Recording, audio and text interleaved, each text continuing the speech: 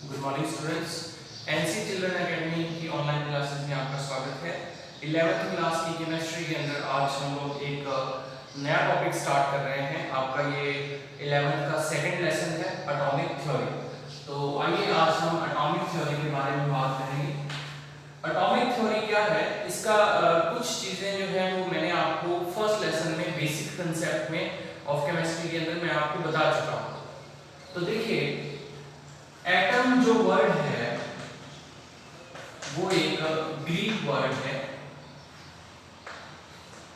Greek word term term का मतलब होता है कोई भी ऐसी चीज जो डिवाइडेबल हो, और अगर जब हम इसके साथ ए लगा देते हैं, एटम, ठीक है, तो ये बन जाती है नॉन डिवाइडेबल।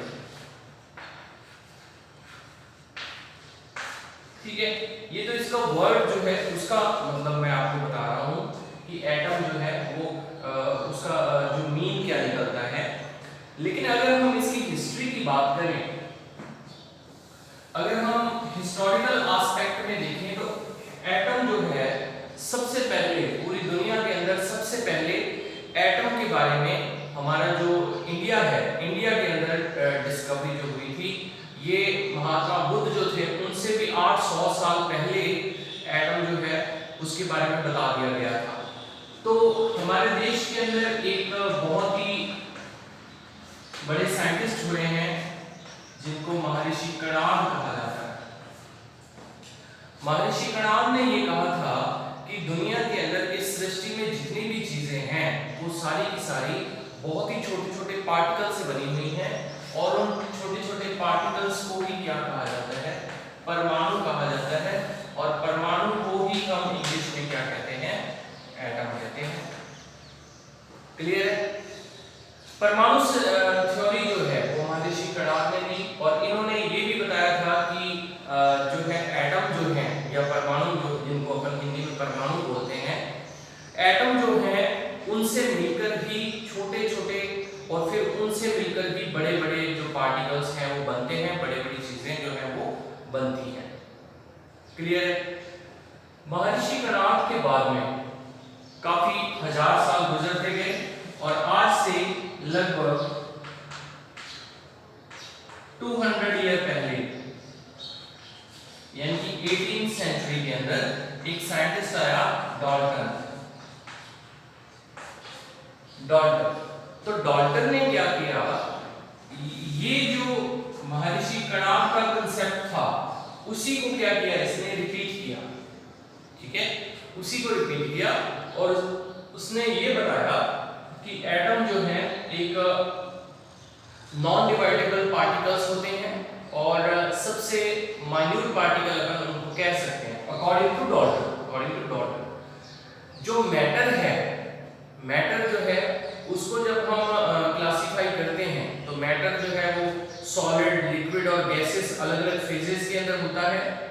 तो अगर डाल्टन की बात माने, तो डाल्टन ने ये कहा था कि जितना भी मैटर है, चाहे वो सॉलिड फेज में हो, चाहे फिर जो है लिक्विड फेज में हो, या फिर गैसेस फेज में हो, वो किससे बनता है, एटम से ही मिलकर बनता है। और डाल्टन की जो एटॉमिक थ्योरी है, इसके बारे में हम पिछले लेसन में बहुत अच्छे से पढ़ चुके हैं। डाल्टन के बाद महर्षि कणाद के बाद में डाल्टन, और डाल्टन के बाद में फिर कुछ और साइंटिस्ट आते हैं, जिनके अंदर एक और साइंटिस्ट आता है, नाम था रदरफोर्ड।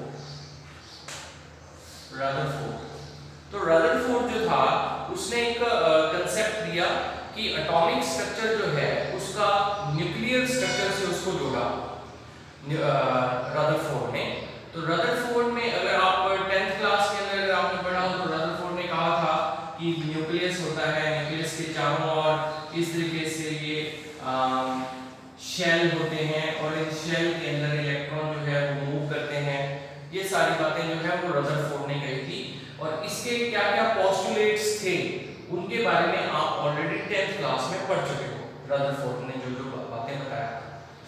फिर इसके बाद रदरफोर्ड के बाद एक और साइंटिस्ट आता है जिसने लगभग ऐसा ही कंसेप्ट दिया था, जिसको हम नील्स बोहर कहते हैं। नील्स बोहर ने रदरफोर्ड के ही कंसेप्ट को थोड़ा सा और मॉडिफाई किया था। तो नील्स बोहर के बाद में फिर जो क्वांटम मैकेनिक्स के ऊपर एटॉमिक थ्योरीज हैं, उनके अंदर सबसे पहली थ्योरी आती है ड्यूल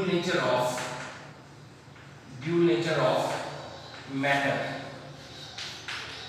ठीक है, इस थ्योरी को हम इस लेसन में पढ़ेंगे, ड्यूल नेचर ऑफ मैटर। इसके अलावा ये जो ड्यूल नेचर ऑफ मैटर जो है, ये जो थ्योरी थी, ये डी ब्रॉगली एक साइंटिस्ट था, उसने दी थी।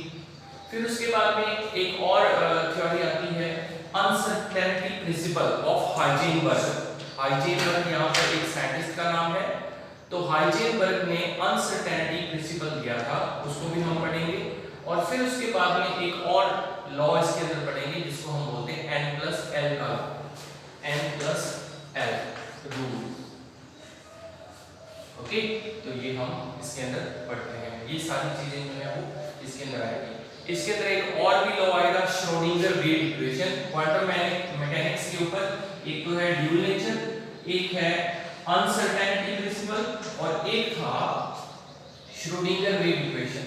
तो ये सारे के सारे जो हैं इस लेसन के अंदर हमें पढ़ने हैं। इसी लेसन के अंदर मैं आपको आइसोटॉप्स के बारे में बताऊंगा, क्या होते हैं, आइसोटोन क्या होते हैं, ठीक है, आइसोन्यूट्रॉनिक कौन से सब्सटेंस होते हैं, कौन से एलिमेंट होते हैं, वो सारी चीजें हम इस लेसन में बात करेंगे। तो अब अपने इसको स्टार्ट करते हैं। एटॉमिक थ्योरी में क्योंकि एटम जो है, डाल्टन ने तो ये कहा था कि वो अनडिवाइडेबल होता है, लेकिन एटम को 3 फंडामेंटल पार्टिकल में डिवाइड किया गया था। हालांकि जो अब तक डिस्कवरीज हुई हैं, उनके अकॉर्डिंग तो एटम जो है वो बहुत सारे पार्टिकल के अंदर डिवाइड होता है, लेकिन 3 फंडामेंटल पार्टिकल हैं जिनको हम इलेक्ट्रॉन कहते हैं, प्रोटॉन और न्यूट्रॉन। ठीक है, तो ये 3 पार्टिकल हैं जो कि ऐसे पार्टिकल हैं जिनके बारे में अपने इस लेसन में पढ़ेंगे। तो सबसे पहले अगर मैं बात करूं, सबसे पहले हम बात करेंगे इलेक्ट्रॉन के बारे में, इलेक्ट्रॉन की डिस्कवरी के बारे में। तो देखो भाई, फर्स्ट टॉपिक है अपना डिस्कवरी ऑफ इलेक्ट्रॉन। ठीक है, अब इलेक्ट्रॉन की डिस्कवरी जो है हुई कैसे? ठीक, तो इलेक्ट्रॉन की डिस्कवरी जो है, वैसे इलेक्ट्रॉन की डिस्कवर की हम बात करें तो जे थॉमसन का नाम आता है कि उन्होंने इलेक्ट्रॉन को डिस्कवर किया था। लेकिन जे थॉमसन का जो रिजल्ट्स थे वो एक और एक्सपेरिमेंट के ऊपर बेस्ड थे, और वो एक्सपेरिमेंट जो है वो माइकल फेराडे ने किया था। तो माइकल फेराडे के अकॉर्डिंग उन्होंने एक प्रैक्टिकल एक्सपेरिमेंट किया था, वो मैं आपको बता रहा हूँ। माइकल फेराडे जो थे,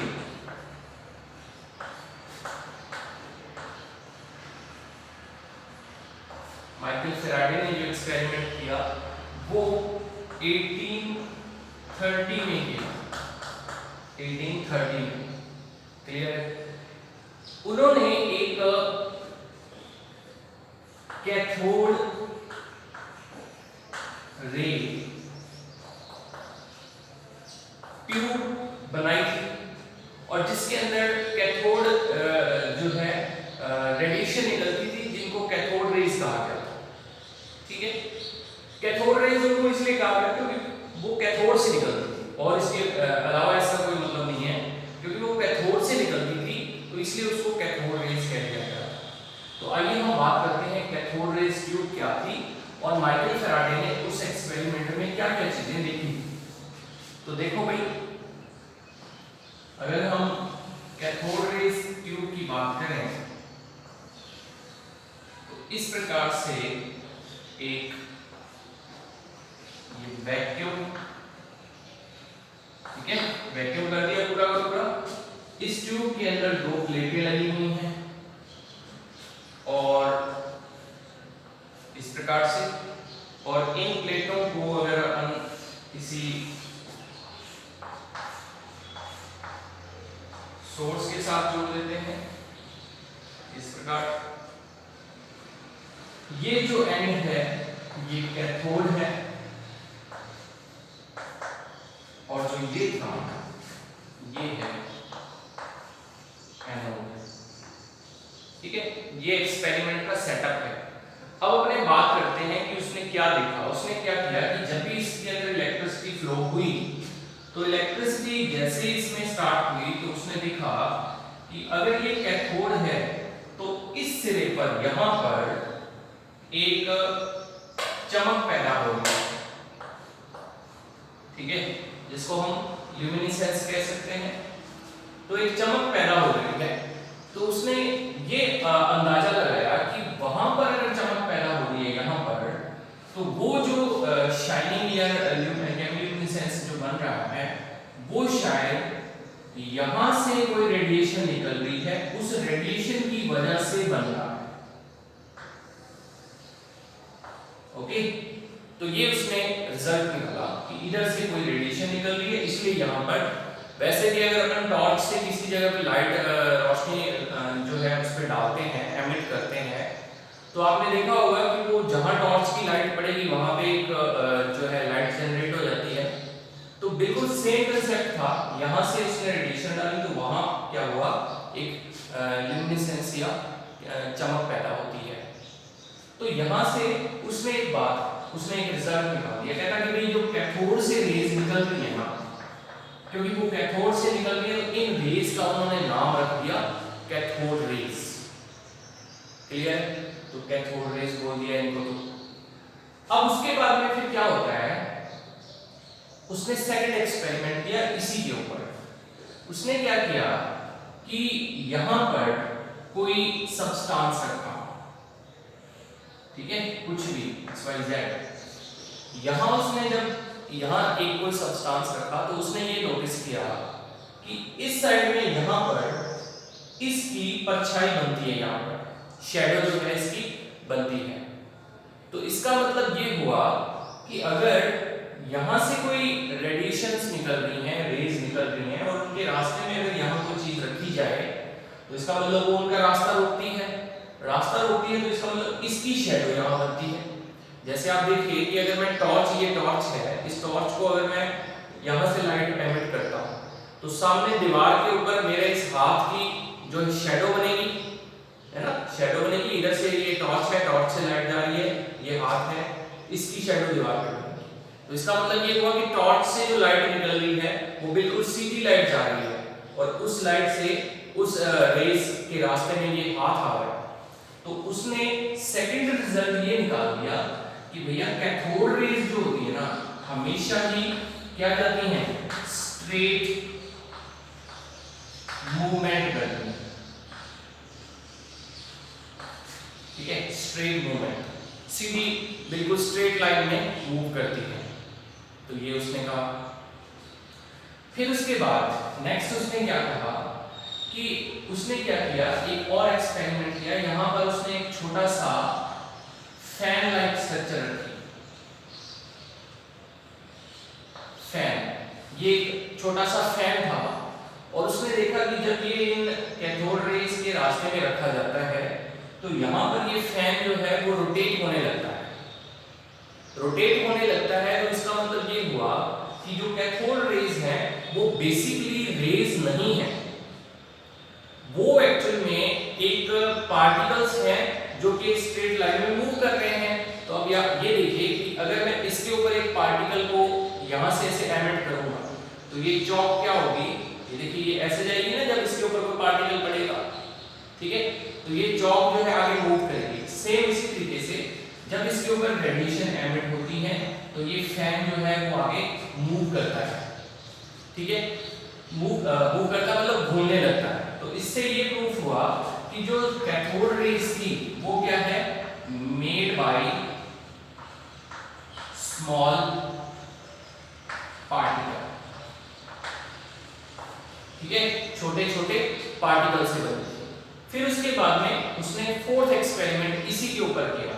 उसने क्या किया कि इस जो ये वैक्यूम ट्यूब थी, इस वैक्यूम ट्यूब के दोनों साइड में, यहां पर और यहां पर एक इलेक्ट्रिक चार्ज लगाया एक्स्ट्रा। तो जैसे ही उसने इलेक्ट्रिक चार्ज यहाँ पर लगाया तो उसने देखा कि ये रेज जो है इस तरफ मूव कर जाती है, पॉजिटिव की तरफ। ठीक है, अब आपको पता है कि पॉजिटिव की तरफ कौन मूव करता है, जिसके खुद के ऊपर कौन सा चार्ज हो, नेगेटिव हो। पॉजिटिव और नेगेटिव एक दूसरे को अट्रैक्ट करते हैं, तो ये नेगेटिव अगर हुआ तो वो पॉजिटिव की तरफ जाएगा।